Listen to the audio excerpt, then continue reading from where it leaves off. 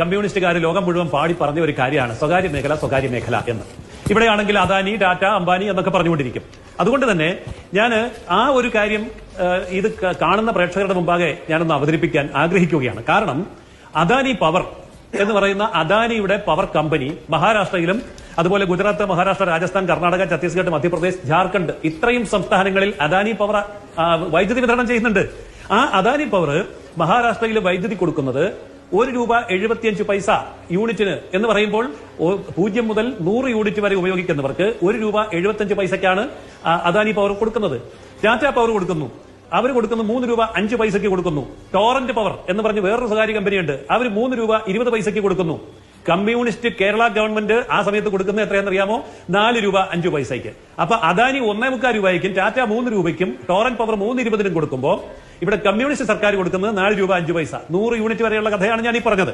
ഇതിനപ്പുറത്തേക്ക് പോയാൽ 200 അതിനും മുകളിലേക്ക് വരുമ്പോൾ കേരളത്തിലെ കമ്മ്യൂണിസ്റ്റ് സർക്കാർ ₹8.20 കൊടുക്കുമ്പോൾ അദാനി അവിടെ കൊടുക്കുന്നത് അതിന്റെ പകുതി ₹4.30 അദാനി കൊടുക്കുന്നത്. എന്നിട്ട് ആ അദാനിയാണ് കുറ്റം പറയുന്നത്. ടാറ്റ കൊടുക്കുന്നത് ₹3.95 ടോറന്റ് പവർ കൊടുക്കുന്നത് ₹3.95. അതിന്റെ ഇരട്ടിയിലധികം ₹8.20 കേരളത്തിലെ കമ്മ്യൂണിസ്റ്റ് സർക്കാർ കൊടുക്കുന്നത്. അപ്പോൾ ഇവര് ഈ പറയുന്ന മുതലാളിമാരെ കുറ്റം പറയുന്നുവെങ്കിൽ മുതലാളിമാർ കൊടുക്കുന്നതിനേക്കാൾ കുറച്ചു കൊടുത്തിട്ട് വേണ്ടേ കുറ്റം പറയാൻ? അത് മാത്രമല്ല, കേരളത്തിലെ വൈദ്യുതി ഉൽപ്പാദിപ്പിക്കുന്നത് മുതലാളിമാർ ഉൽപ്പാദിപ്പിക്കുന്ന പോലെയല്ല. അദാനിയും ടാറ്റയും ടോറന്റ് പവറും ഒക്കെ വൈദ്യുതി ഉൽപ്പാദിപ്പിക്കുന്നത് കൽക്കരി കത്തിച്ചിട്ടും നാഫ്ത കത്തിച്ചിട്ടുമാണ്. കൽക്കരിക്കും നാഫ്തയ്ക്കുമൊക്കെ വില കൊടുത്ത് വാങ്ങിയിട്ടാണ് അവർ ഈ വൈദ്യുതി ഉൽപ്പാദിപ്പിച്ച് ഈ കുറഞ്ഞ നിരക്കിൽ കൊടുക്കുന്നത്. കേരളത്തിൽ പച്ചവെള്ളത്തിൽ നിന്നാണല്ലോ വൈദ്യുതി ഉണ്ടാക്കുന്നത്. ഈ പച്ചവെള്ളത്തിന് എത്ര രൂപ കൊടുത്തിട്ടാണ് മേടിക്കുന്നത്? ഒന്ന് പറയട്ടെ, പച്ചവെള്ളം കിലോയ്ക്ക് എത്ര രൂപയ്ക്കാണ് മേടിക്കുന്നത്? അപ്പോൾ സൗജന്യമായിട്ട് കിട്ടുന്ന കേരളത്തിലെ പുഴവെള്ളത്തിൽ നിന്ന് വൈദ്യുതി ഉണ്ടാക്കിയിട്ട് കൊള്ളയടിക്കുന്നതിന് പിന്നിൽ വേറെ പല താല്പര്യങ്ങളുണ്ട്. ഞാൻ ചോദിക്കട്ടെ, ലോകത്തെവിടെയെങ്കിലും ഒരു 8ാം ക്ലാസ്സുകാരൻ ജോലിയിൽ കയറിയിട്ട് എഞ്ചിനീയർ ആയിട്ട് വിരമിക്കാൻ പറ്റുമോ? ലക്ഷക്കണക്കിന് രൂപ ശമ്പളം മേടിക്കാൻ പറ്റുമോ?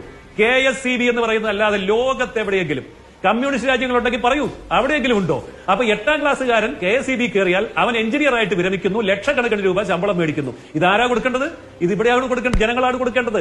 അങ്ങനെയുള്ള ധൂർത്തുകളുടെ അങ്ങേയറ്റം 4 ലക്ഷം രൂപയിൽ കൂടുതൽ ശമ്പളം, 1 ലക്ഷം മുതൽ 4 ലക്ഷം രൂപ വരെ ശമ്പളം വാങ്ങിക്കുകയും അതുപോലെയുള്ള പെൻഷൻ വാങ്ങിക്കുകയും ചെയ്തിട്ട് ഇത് മുഴുവൻ സർക്കാരിന്റെ മേൽ അടിച്ചേൽപ്പിക്കുമ്പോൾ എന്നിട്ട് അദാനി വരും, അംബാനി വരും, ടാറ്റ വരും, അതുകൊണ്ടാണ് ഞങ്ങൾ ഇത് ചെയ്യുന്നതെന്ന് പറഞ്ഞാൽ ഈ പറഞ്ഞ വസ്തുതകൾ ജനങ്ങൾക്ക് മനസ്സിലാകും. അതിന് കുമാരപിള്ള സാറിന്റെ താത്വിക അവലോകനം കൊണ്ടുവന്നാൽ നടക്കില്ല. ജനങ്ങൾ ഈ വസ്തുത മനസ്സിലാക്കിക്കൊണ്ടിരിക്കുക. പിന്നെ എന്തു പറയുമ്പോഴും വിട്ടുപോകാതെ ഉപയോഗിക്കുന്ന ഒരു വാക്കുണ്ടല്ലോ, ഉത്തർപ്രദേശിലെ വർഗീയ വൈദ്യുതിക്ക് ₹3.35 വിലയുള്ളൂ. ഇവിടുത്തെ കമ്മ്യൂണിസ്റ്റ് വൈദ്യുതിക്ക് ₹8.20. അപ്പോ വർഗീയ വൈദ്യുതിയും കമ്മ്യൂണിസ്റ്റ് വൈദ്യുതിയും വെച്ചിട്ടൊന്ന്